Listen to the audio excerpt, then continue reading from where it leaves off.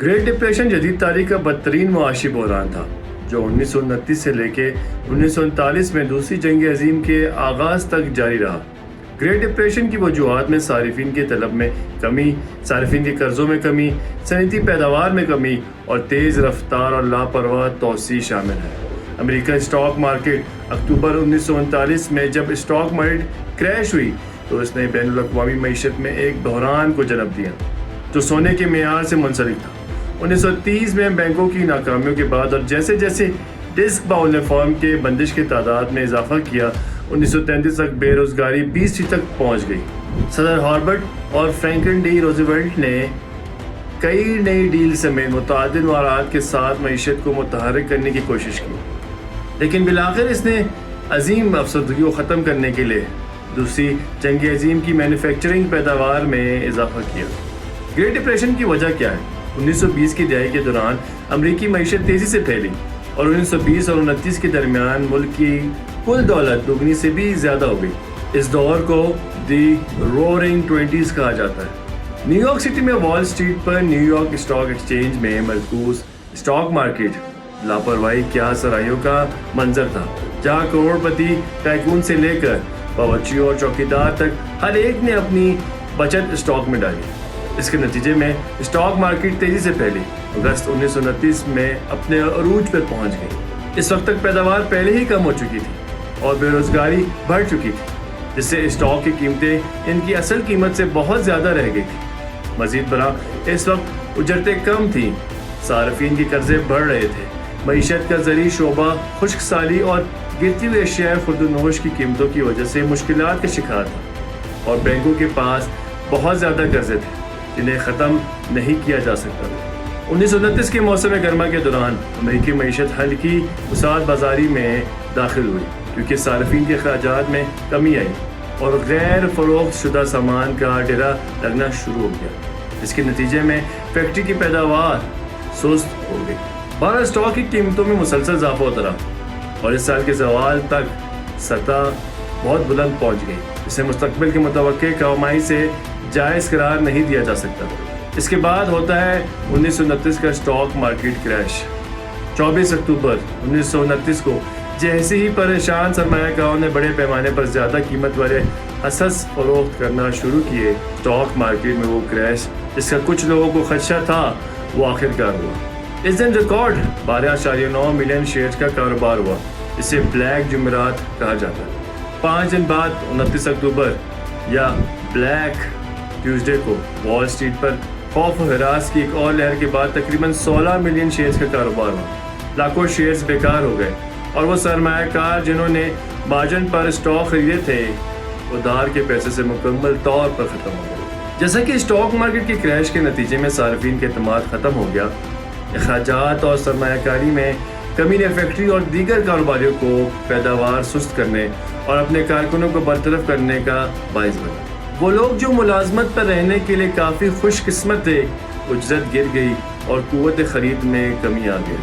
Credit پر خریدنے پر مجبور بہت سے امریکی قرضوں میں ڈوب گئے اور قراردادی اور دوبارہ قبضے کی تعداد میں مسلسل اضافہ ہوا۔ سونے کے معیار کی عالمی پابندی، جس نے مقررہ کرنسی کے تبادلے میں دنیا بھر کے ممالک کو شامل کیا، پوری دنیا میں خاص طور پر یورپ میں امریکہ سے معاشی پریشانیوں کو پھیلانے میں مدد کی۔ اب بات کرتے ہیں bank runs and the Hoover administration. صدر رابرٹ ہوور اور دیگر رہنماؤں کی یقین دہانیوں کے باوجود کہ بحران اپنے راستے پر چلے گا، اگلے 3 سالوں میں معاملات بدتر ہوتے چلے جاتے۔ 1930 تک کام کی تلاش میں 4 ملین امریکیوں کو یہ کام نہیں مل سکا۔ یہ تعداد 1931 میں بڑھ کر 6 ملین تک پہنچ گئی۔ اس دوران ملک کے صنعتی پیداوار نصف تک گر گئی تھی۔ بریڈ لائن، سوپ کچن اور بے گھر لوگوں کی بڑھتی ہوئی تعداد امریکہ کے قصبوں اور شہروں میں زیادہ عام ہو گئی۔ کسان اپنے فصلوں کی کٹائی کے متحمل نہیں تھے اور انہیں کھیتوں میں سڑتے ہوئے چھوڑنے پر مجبور کیا گیا، جبکہ دوسری جگہوں پر لوگ بھوک سے مر رہے تھے۔ 1930 میں جنوبی میدانی علاقوں میں شدید خشک سالی ٹیکساس سے نیبراسکا تک تیز ہواؤں اور دھول لے کر آئی، جس سے لوگ، مویشی اور فصلیں ہلاک ہو گئیں۔ ڈسک باؤل نے کام کی تلاش میں کھیتوں سے شہروں کی طرف لوگوں کے بڑھتے پیمانے پر ہجرت کی ترغیب دی۔ 1930 کے موسم خزاں میں بینکنگ گھبراہٹ کی 4 لہروں میں سے پہلی لہر شروع ہوئی، کیونکہ سرمایہ کاروں کی ایک بڑی تعداد نے اپنی بینکوں کی ثالثی پر اعتماد کھو دیا اور نقد رقم میں جمع کرنے کا مطالبہ کیا۔ بینکوں کو قرضوں کو ختم کرنے پر مجبور کرنا پڑا تاکہ ان کے ناکافی نقد ذخائر کو پورا کیا جا سکے۔ 1931 کے موسم بہار اور موسم خزاں اور 32 کے موسم خزاں میں بینکوں نے ایک بار پھر ریاستہائے متحدہ امریکہ کو اپنے لپیٹ میں لے لیا اور 1933 کے اوائل تک ہزاروں بینکوں نے اپنے دروازے بند کر دیے۔ اس سنگین صورتحال کے پیش نظر اوور کی انتظامیہ نے ناکام ہونے والے بینکوں اور دیگر اداروں کو حکومتی قرضوں میں مدد فراہم کرنے کی کوشش کی۔ خیال یہ تھا کہ بدلے میں بینکنگ کاروباری اداروں کو قرض دیں گے جو کہ اپنے ملازموں کو واپس رکھ سکیں گے۔ اوور ایک ریپبلکن جس نے پہلے امریکی وزیر تجارت کے طور پر کام کیا تھا، خیال تھا کہ حکومت کو معیشت میں براہ راست مداخلت نہیں کرنی چاہیے اور یہ کہ اس کے پاس ملازمتیں پیدا کرنے یا اپنے شہریوں کے لیے معاشی ریلیف فراہم کرنے کی ذمہ داری نہیں ہے۔ تاہم 1932 میں ملک عظیم اقتصاد بازاری کی گہرائیوں میں پھنس گیا اور تقریباً 15 ملین لوگ بے روزگار ہو گئے۔ ڈیموکریٹک فرینکلن ڈی روزویلٹ نے صدارتی انتخابات میں زبردست کامیابی حاصل کی۔ 4 مارچ 1933 یوم افتتاح تک ہر امریکی ریاست نے بینکنگ گھبراہٹ کی چوتھی لہر کے اختتام پر باقی تمام بینکوں کو بند کرنے کا حکم دیا تھا اور امریکی ٹریجری کے پاس تمام سرکاری ملازمین کو ادائیگی کرنے کے لیے اتنی رقم نہیں تھی۔ بہرحال FDR جیسے کہ وہ جانا جاتا تھا نے ایک پرسکون توانائی اور رجائیت کو پیش کیا۔ مشہور طور پر اعلان کیا کہ صرف ایک چیز جس سے ہمیں ڈرنا ہے وہ خود خوف ہے۔ روزویلٹ نے ملک کی معاشی پریشانیوں سے نمٹنے کے لیے فوری کارروائیاں کی۔ سب سے پہلے 4 دن کی بینکنگ چھٹی کا اعلان کیا جس کے دوران تمام بینک بند ہو جائیں گے تاکہ کانگریس اصلاحاتی قانون سازی پاس کر سکے اور ان بینکوں کو دوبارہ کھول سکے جو درست ہونے کے لیے پرعزم ہے۔ انہوں نے بات چیت کی ایک سیریز میں براہ راست ریڈیو پر عوام سے خطاب کرنا بھی شروع کیا اور یہ نام نہاد فائر سائڈ چیٹس عوامی اعتماد کی بحالی کی طرف بہت آگے آ گئی۔ روزویلٹ کے دفتر میں پہلے 100 دنوں کے دوران اس کی انتظامیہ نے ایک قانون سازی کی جس کا مقصد صنعتی اور زرعی پیداوار کو مستحکم کرنا، ملازمتیں پیدا کرنا اور بحالی کو تحریک دینا تھا۔ اس کے علاوہ روزویلٹ نے مالیاتی نظام میں اصلاحات کی کوشش کی۔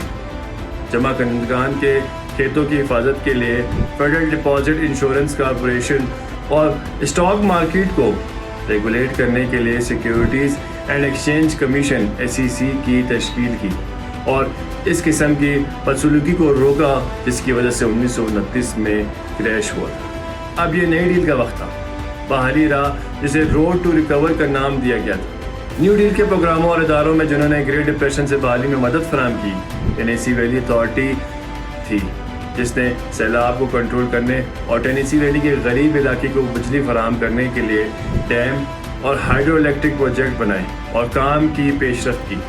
ایڈمنسٹریشن ایک مستقل ملازمتوں کا پروگرام جس نے 1935 سے 1943 تک 8.5 ملین افراد کو ملازمت دی۔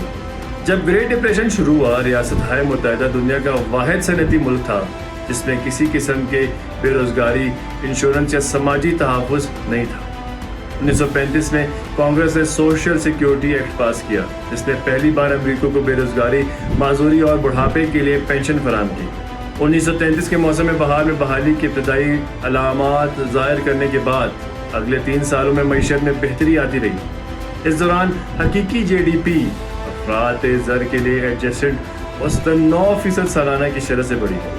1937 میں شدید اقتصاد بازاری کا شکار ہوا جس کی وجہ سے فیڈرل ریزرو کے ریزرو میں رقم کے لیے اپنی ضروریات کو بڑھانے کے فیصلے کی وجہ سے تھی۔ اگرچہ 1938 میں معیشت میں پھر سے بہتری آنا شروع ہوئی، لیکن اس دوسرے شدید نے پیداوار اور روزگار کے بہت سے فوائد کو پلٹ دیا اور دہائی کے اختتام تک عظیم اقتصاد بازاری کے اثرات کو طویل کر دیا۔ ڈپریشن کے دور کی مشکلات نے مختلف یورپی ممالک میں انتہا پسند سیاسی تحریکوں کے عروج کو ہوا دی، خاص طور پر جرمنی میں ایڈولف ہٹلر کی نازی حکومت، اور WPA نے اپنی توجہ ریاستہائے متحدہ کے فوجی انفراسٹرکچر کو مضبوط کرنے پر مرکوز کر دی، یہاں تک کہ اس ملک نے اپنی غیر جانبداری برقرار رکھی۔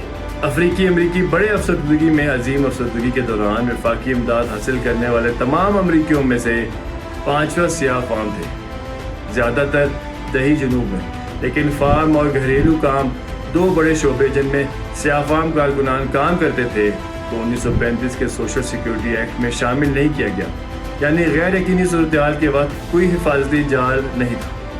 گھریلو مدد کو برطرف کرنے کی بجائے پرائیویٹ اجر انہیں قانونی نتائج کے بغیر کم ادائیگی کر سکتے ہیں، اور وہ امدادی پروگرام جن کے لیے افریقی امریکن کاغذ پر اہل تھے عملی طور پر امتیازی سلوک سے دوچار تھے، کیونکہ تمام امدادی پروگرام مقامی طور پر چلائے جاتے تھے۔ گریٹ ڈپریشن میں خواتین امریکہ کا گروپ تھا جنہوں نے واقعی گریٹ ڈپریشن کے دوران ملازمتیں حاصل کی۔ خواتین 1930 سے 1940 تک ریاستہائے متحدہ میں ملازمت کرنے والی خواتین کی تعداد 10.5 ملین سے 13 ملین تک 24% بڑھ گئی تھی۔ اگرچہ وہ کئی دہائیوں سے مستقل طور پر افرادی قوت میں داخل ہو رہی تھی، عظیم کساد بازاری کی مالی دباؤ نے خواتین کو روزگار کی تلاش کرنے پر مجبور کیا۔ مرد روٹی جیتنے والوں کی تعداد اپنی ملازمتوں سے محروم ہو گئی۔ 1929 سے 1939 کے درمیان شادی کی شرح میں 22% کمی نے بھی ملازمت کی تلاش میں اکیلی خواتین میں اضافہ کیا۔ گریٹ ڈپریشن کے دوران خواتین کی خاتون اول ایلینور روزویلٹ کے ایک مضبوط وکیل تھیں جنہوں نے اپنے شوہر سے دفتر میں مزید خواتین کے لیے لابنگ کی، جیسے سیکرٹری لیبر فرانسس پرکنز، جو پہلے خاتون ہیں جو کابینہ کے عہدے پر فائز تھی۔ خواتین کو دستیاب ملازمتیں کم معاوضہ دیتی تھی، لیکن بینکنگ بحران کے دوران زیادہ مستحکم تھی۔ نرسنگ، تدریس اور گھریلو کام۔ FDR کی تیزی سے پھیلتی ہوئی حکومت میں سیکرٹری کے کردار میں اضافے سے ان کی جگہ لی گئی، لیکن اس میں ایک گرفت تھی۔ نیشنل ریکوری ایڈمنسٹریشن کے 25% سے زیادہ اجرت کے ضابطوں میں خواتین کے لیے کم اجرت مقرر کی گئی، اور WPR کے تحت پیدا ہونے والے ملازمتوں نے خواتین کو سلائی اور نرسنگ جیسے شعبوں تک محدود رکھا ہے، جو مردوں کے لیے مختص کرداروں سے کم ادا کرتی۔ شادی شدہ خواتین کو ایک اضافی رکاوٹ کا سامنا کرنا پڑا۔ 1940 تک 26 ریاستوں نے اپنی ملازمتوں پر شادی کی سلاخوں کے نام سے جاننے والی پابندیاں عائد کر دی تھیں، کیونکہ کام کرنے والی بیویوں کو قابل جسم مردوں سے ملازمتیں چھیننے کے طور پر سمجھا جاتا تھا۔ گریٹ ڈپریشن ختم ہوتا ہے اور دوسری جنگ عظیم شروع ہوتی ہے۔ جرمنی اور دیگر محور طاقتوں کے خلاف جدوجہد میں برطانیہ اور فرانس کی حمایت کرنے کے روزویلٹ کے فیصلے کے ساتھ دفاعی مینوفیکچرنگ میں تیزی آئی، جس سے نجی شعبے میں زیادہ سے زیادہ ملازمتیں پیدا ہوئیں۔ دسمبر 1941 میں پرل ہاربر میں جاپانی حملے کے نتیجے میں امریکہ دوسری جنگ عظیم میں داخل ہوا اور ملک کے کارخانے مکمل پروڈکشن موڈ میں واپس چلے گئے۔ اس پھیلتی ہوئی صنعتی پیداوار کے ساتھ ساتھ 1942 میں شروع ہونے والے بڑے پیمانے پر بڑھتی نے بے روزگاری کی شرح کو اس کی پری ڈپریشن سطح سے کم کر دیا۔ گریٹ ڈپریشن بالآخر ختم ہو چکا تھا اور امریکہ نے اپنی توجہ دوسری جنگ عظیم کی عالمی تنازع کی طرف موڑ دی تھی۔